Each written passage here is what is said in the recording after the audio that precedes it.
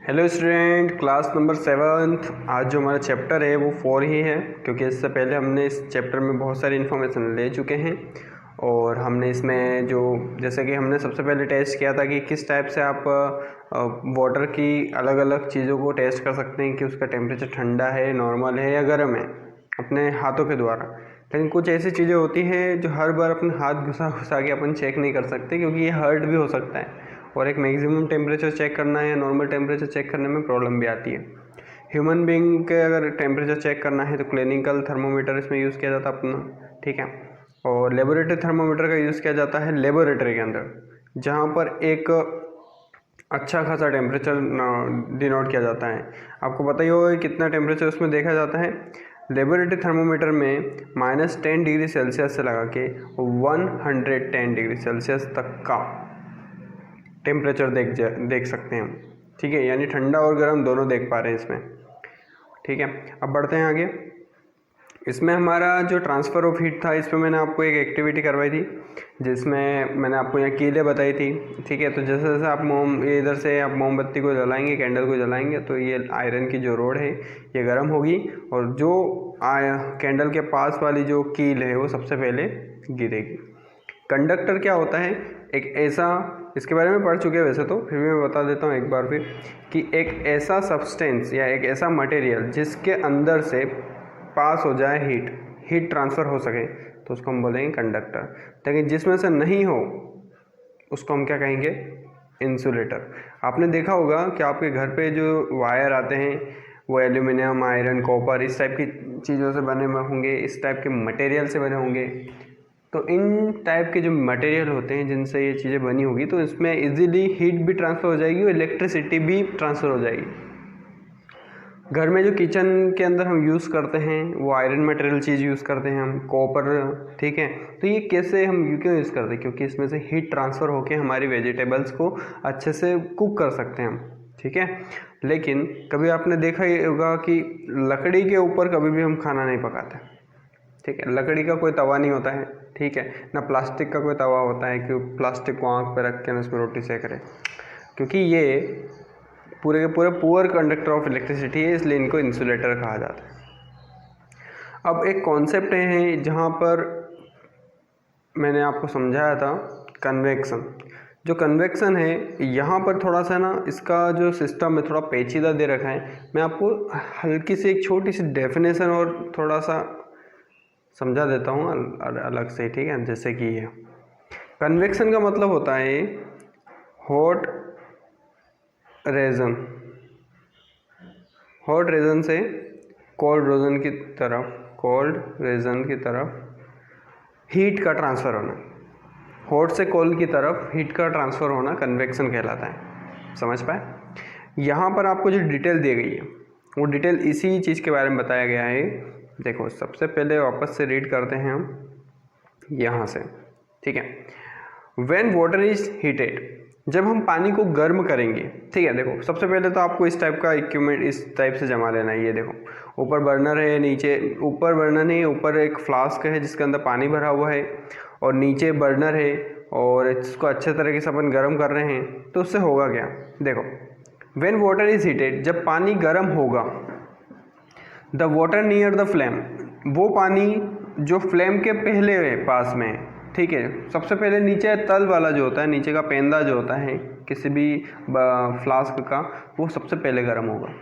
तो नीचे वाला जो पानी है वो सबसे पहले आया तो वो पहले गर्म होगा। हॉट वाटर राइजेज अप, और आपको पता होना चाहिए कि जो भी गर्म चीज़ होती है वो बिल्कुल हल्की होती है। गर्म चीज़ यानी कि नहीं ऐसा कि डोसा गरम तैयार हुआ तो बिल्कुल हवा में उड़ जाएगा, हल्का नहीं, ऐसा नहीं कह रहा हूँ मैं। यानी कि जैसे जो गर्म हवाएं होती है ना वो हल्की होती है और ठंडी हवाएं भारी होती हैं। तो गर्म हवा जैसे ही गर्म हवा होती है तो वो ऊपर उठने लग जाती है और जो ठंडी हवा होती है वो नीचे की तरफ आने लग जाती है। ये इनका एक प्रॉपर्टी है, आपको याद रखना है, ठीक है। वैसे ही हॉट वाटर का भी सेम सिस्टम है। पानी जो गर्म हो जाता है वो हल्का हो जाता है तो वो ऊपर की तरफ जाने लग जाता है, राइजेज ऊपर की तरफ जाता है, और जो ठंडा पानी जो ऊपर है वो नीचे की तरफ आता है, ठीक है। Down towards source of heat, जहाँ पे हीट है वहाँ पे आने लग जाता है। समझ पा रहे हैं? जैसे मैं फिर भी डबल से बता दूं क्योंकि ये कॉन्सेप्ट इंपॉर्टेंट है, आगे इसमें क्वेश्चंस आएंगे आपके। और आगे इन सभी चीज़ों के बारे में और भी समझने के लिए इसको समझना पड़ेगा। तो मैंने ले लिया है यहाँ पर एक टब, और टब के अंदर, टब तो नहीं लेंगे, इसकी जगह अपन फ्लास्क ही बोलते हैं इसको, फ्लास्क ले लिया है। और इसके अंदर ये पानी गर्म करने के लिए ये यहाँ पर स्टोव लगा दिया, ठीक है। ये पानी गर्म हो रहा है। पानी गर्म होगा तो क्या होगा, ये सबसे पहले यहाँ वाला जो वाटर है, ये वाला तल वाला, ये सबसे पहले गर्म होगा। तो जैसे ये गर्म हो गया, क्या होगा, ये नीचे वाला गर्म हुआ तो ये ऊपर की तरफ फॉरवर्ड होगा, और ऊपर वाला ठंडा है तो वो नीचे की तरफ फॉरवर्ड होगा। तो ये प्रोसेस चलता रहता है, ये साइकिल चलती रहती है ऐसे। तो ऐसे करते करते पूरा जब तक पानी गर्म ना हो जाएगा तब तक वो उबलेगा नहीं, ठीक है। तो ये प्रोसेस चलती रहती है। देखो यहाँ लिखा हुआ है, this water also gets hot and rises and water from the side moves downward. ये काम और करता है, ठीक है। देखो इसी अपने ही पतीले में समझ लेते हैं, ठीक है। ये अपना पतीला है, ठीक है। पेन चेंज कर लेते हैं, ये लो। देखो यहाँ पे क्या होता है कि जो पानी है, जैसे ये पानी है, ठीक है। तो ये पानी जो है ये गर्म हुआ बीच में से, तो ये ऊपर की तरफ ऐसे उठने लगा। जो साइड के जो वाटर है वो नीचे की तरफ ऐसे आने लग जाते हैं। पानी गर्म होते होते ऊपर उबलने लग जाता है, यानी अपवर्ड डायरेक्शन में, राइजेज अप, ऊपर की तरफ जाता है।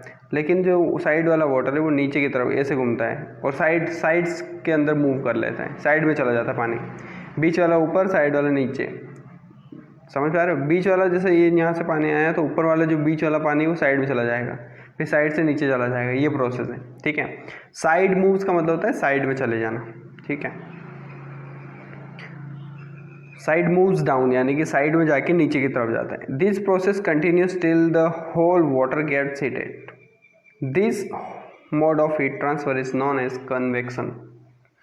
इसी टाइप के जो तरीका है कि पानी ऊपर जा रहा है, फिर वो ऊपर वाला पानी साइड में जाके नीचे आ रहा है, तो ये प्रोसेस चलती जाती है और इसी प्रोसेस को कन्वेक्शन कहते हैं। यानी कि पानी पहले नीचे वाला गर्म हुआ, वो ऊपर गया, फिर ऊपर वाला जो ठंडा था वो नीचे आया, तो ये क्या हुआ, हीट ट्रांसफ़र हो रही है यहाँ पे। तो हीट ट्रांसफॉर्मेशन जो हॉट रीजन से है कोल्ड रीजन की तरफ, इसी प्रोसेस को क्या कहते हैं हम, कन्वेक्शन कहते हैं। चलो आगे बढ़ते हैं। What does the heat travel in air? How does the hot? देखो मेरी बात समझो, यहाँ पे क्वेश्चन दे रखा है कि how does the heat travel in air, यानी हवा में जो हीट होती है, गर्मी जो होती है वो हवा में कैसे ट्रेवल कर सकती है। In which direction does the smoke go, और धुआं कौन से डायरेक्शन में जाता है। The air near the heat source gets hot and rises.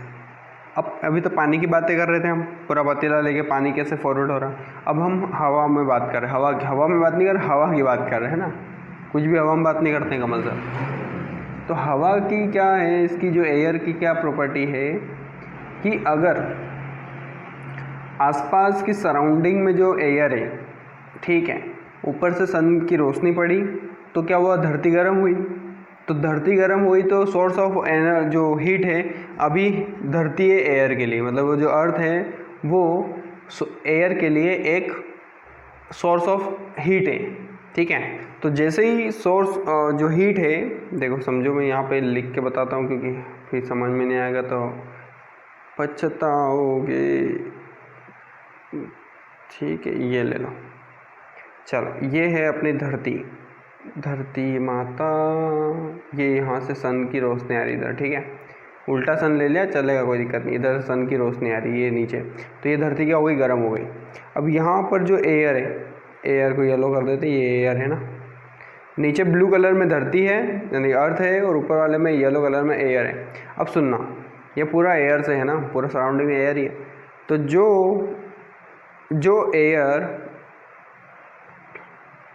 जो एयर अर्थ के पास है वो सबसे पहले गर्म होगी, और जैसे ही हवा गर्म हुई, एयर गर्म हुई, तो वो हल्की होकर ऊपर की तरफ जाएगी, और ऊपर की तरफ जाएगी तो यहाँ की स्पेस खाली हो जाएगी, क्योंकि ये वाली जो गर्म वाली जो एयर है ऊपर चली गई। तो इस वाली प्लेस को लेने के लिए ये जो ठंडी वाली हवा है जो ऊपर है वो नीचे आ जाएगी। समझ पा रहे हो, गर्म वाली ऊपर जाएगी तो ठंडी वाली नीचे आएगी, उसकी प्लेस ले लेगी, खाली नहीं रहने देगी। तो ये प्रोसेस चलता रहता है। तो इसी को जो हम बात कर रहे हैं वो इसी में बात कर रहे हैं कि एयर में भी इस टाइप से हीट की ट्रांसफॉर्मेशन होती है। देखो पढ़ो इसको, the air near the heat source gets hot and rises. जहाँ से हीट मिल रही है वो एयर सबसे पहले गर्म होगी और ऊपर की तरफ बढ़ेगी, राइजेज यानी ऊपर की तरफ बढ़ना। The air from the sides comes to in the take in its place. जो साइड से आई है यानी जो ठंडी हवा है वो उस गर्म हवा का जगह ले लेगी। In this way the air gets heated, और इस वजह से हवा क्या हो जाती है, गर्म हो जाती है। यहाँ पर एक्टिविटी 4.9 है। ये 4.9 में आपको पढ़ना है इसको अच्छे से, और इसमें क्या है वो मैं बता देता हूँ। इसमें एक आपको नॉर्मल सा एक एक्टिविटी करना है, एक लाइट की कैंडल लेना है, यानी कि जो कैंडल लाइट जो होती है वो, और उसको एक हाथ में आपको क्या करना है, चलो इसकी एक्टिविटी कर ही लेते हैं, ठीक है। क्या बताएं आपको, पल्ले पड़े ना पड़े मैं कर बताता हूँ, ठीक है। एक्टिविटी 4.9 में light a candle, keep one hand above the flame and one hand on the side of the flame.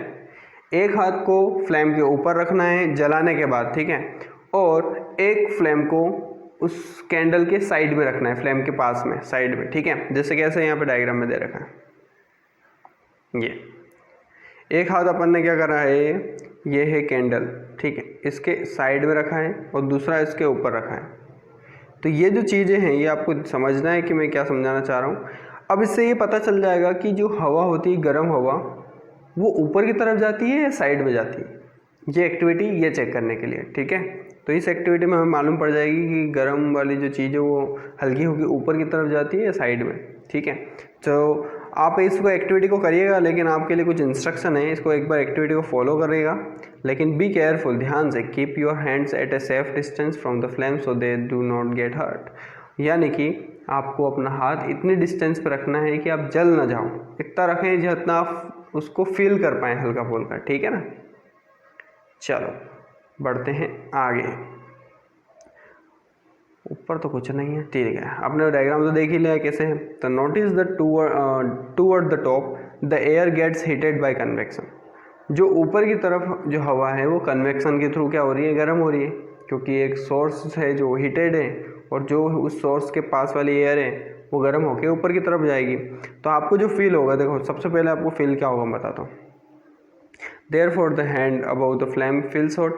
सबसे पहले आपको ऊपर वाली जो एयर है, ऊपर वाला जो हाथ है वो आपको क्या होगा, गरम गरम लगेगा। हाथ फील क्या हो जाएगा, आपको कैसा लगेगा कि गर्मी लगेगी आपको। On the side however there is no convection, air does not feel as hot as the top।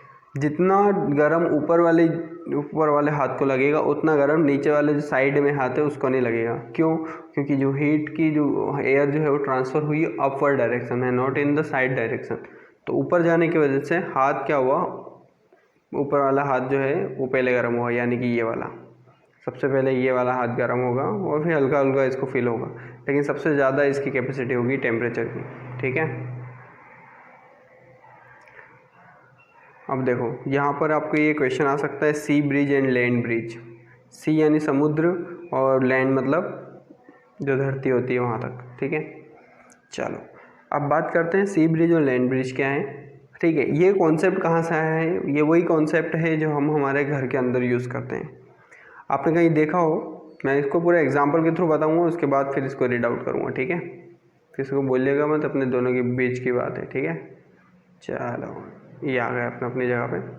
देखो अपना घर कैसा होता है, ऐसे ही चौकोर डब्बा, गोल तो नहीं होता किसी का। यहाँ पर है दरवाज़ा, यहाँ पर एक वेंटिलेटर होता है और यहाँ पर एक खिड़की होती है। ऐसे नॉर्मल से स्ट्रक्चर रहता है, वेंटिलेटर तो होता ही है, खिड़की तो होती है, खिड़की ऊपर तो होती नहीं होगी और वेंटिलेटर नीचे, दरवाजे के नीचे तो होता नहीं होगा, ऐसे ही स्ट्रक्चर होता होगा, ठीक है। अब इसमें होता क्या है, मैं यहाँ पर आपको लैंड ब्रिज और सी ब्रिज बताने की कोशिश कर रहा हूँ, इस डायग्राम को ध्यान से समझिएगा, ठीक है। अब देखो जब जैसे कि यहाँ पे सन है, ठीक है, सन जो है वो क्या कर रहा है, हीट ट्रांसफ़र कर रहा है, तो धरती गर्म हो रही है, तो क्या होगा, नीचे वाली जो एयर है वो क्या हो जाएगी, गर्म होगी, क्या होगी, गर्म। तो गर्म होकर वो ऊपर की तरफ जाएगी और गर्म होकर ऊपर से वेंटिलेटर से बाहर निकल जाएगी। और जब गर्म हवाएं ऊपर चली गई है तो नीचे वाली हवा कौन सी होती है, वो होती है आपकी कोल्ड एयर। तो वो कोल्ड एयर इस खिड़की के माध्यम से अंदर जाएगी और नीचे वाले सरफेस को कवर कर लेगी। यानी गर्म हवाएं ऊपर चली गई हैं जो कि वेंटिलेटर से बाहर निकल जाएगी, और नीचे वाली जो हवा है वो बाहर वाली जो नीचे वाली हवा है जो ठंडी होती है वो खिड़की के माध्यम से अंदर आ जाती है। समझ पाए? तो यही प्रोसेस फिर चलता रहता है। फिर ये गर्म होगी, फिर ये जाएगी, फिर नीचे से फिर दूसरी आ जाएगी। ये प्रोसेस चलता है। जैसे और एयर है तो वो एयर ट्रांसफ़र हो जाएगी, यहाँ की यहाँ चला जाएगी। फिर जो वो गर्म थी वो गर्म रहेगी, फिर जो ठंडी थी वो ठंडी रहेगी। और फिर धीरे धीरे जाके अगर पूरा सब कुछ गर्म हो गया, ठंडा कुछ बचा ही नहीं, तो फिर सब कुछ गर्म हो जाएगा। फिर आप बोलोगे कितनी खतरनाक गर्मी पड़ रही है, ठीक है ना। तभी तो समर सीज़न आता है। चलो, तो ये तो कॉन्सेप्ट मैंने समझाया था आपको लैंड ब्रिज और सी ब्रिज का। अब मैं बताता हूँ इसमें लैंड ब्रिज क्या हुआ और सी ब्रिज क्या हुआ, ठीक है। तो इसको रीड आउट अब करते हैं और पढ़ते हैं। The people living in the coastal area experience an interesting phenomena during the day. दिन के टाइम में land gets heated faster than the water. पानी से ज़्यादा जल्दी जो धरती होती है वो जल्दी, लैंड भूमि सबसे पहले गर्म होती है दिन के टाइम में। पानी थोड़ी देर बाद गर्म होगा लेकिन धरती पहले गर्म होगी, ठीक है। अब डे टाइम में अगर धरती गर्म हो गई है, भूमि गर्म हो गई, तो क्या हुआ? The air over the land becomes hotter and rises up. वो एयर जो लैंड पे है, नीचे की तरफ सरफेस पे है, वो पहले गर्म होगी और ऊपर की तरफ जाने लग जाएगी। The cooler air from the sea rushes in the towards the land to take its place। जो पानी है, पानी ठंडा है अभी क्योंकि धीरे धीरे गर्म होगा, तो उसके सरफेस पे जो भी हवा है, एयर है, वो क्या है? ठंडी है। तो फिर वहाँ की एयर उस प्लेस को लेगी जहाँ पर गर्म हवाएं ऊपर चली गई और वह उस स्थान पे वो ठंडी हवा जगा लेगी। समझ पा रहे हो? यानी कि सी ब्रिज यानी कि पानी के सरफेस पे जो वाटर है वो ठंडा है, तो वो एयर जो है, ठंडा एयर जो है वो उस गर्म वाली प्लेस चल जाएगी और गर्म हवाएं क्या होती हैं? ऊपर की तरफ चली जाएगी। अब इसमें देखना, द वार्म एयर यानी गर्म एयर, गर्मा गर्म हवा from the land moves toward the sea and complete the cycle. फिर वो गर्म हवाएं जो होती हैं वो कहाँ जाती हैं? वो जाती है ठंडे के पास, क्योंकि प्रोसेस तो यही कहता है कि गर्म चीज़ ठंडे के पास जाएगी तभी तो कन्वेक्शन होगा। तो गर्म चीज़ जो है यानी कि आपकी गर्म हवा है वो जाएगी सी की तरफ, यानी समुद्र जहाँ पे पानी है वहाँ पर जाएगी, और वहाँ का टेम्परेचर को क्या करना चाहेगी? गर्म करना चाहेगी, लेकिन वो हो जाएगी ठंडी, और इतने इधर लैंड से वापस गर्मी निकलेगी, फिर गर्म कर देगा। ये प्रोसेस चलती जाएगी और ये साइकिल चलती जाएगी। और द एयर फ्रॉम द सी, वो हवा जो समुद्र से आई है, यानी पानी के सरफेस से जो हवा आई है उसको बोलेंगे सी ब्रिज, जो कि क्या होती है? ठंडी। सी ब्रिज उस हवा को कहते हैं जो समुद्र यानी पानी से आई है, ठीक है।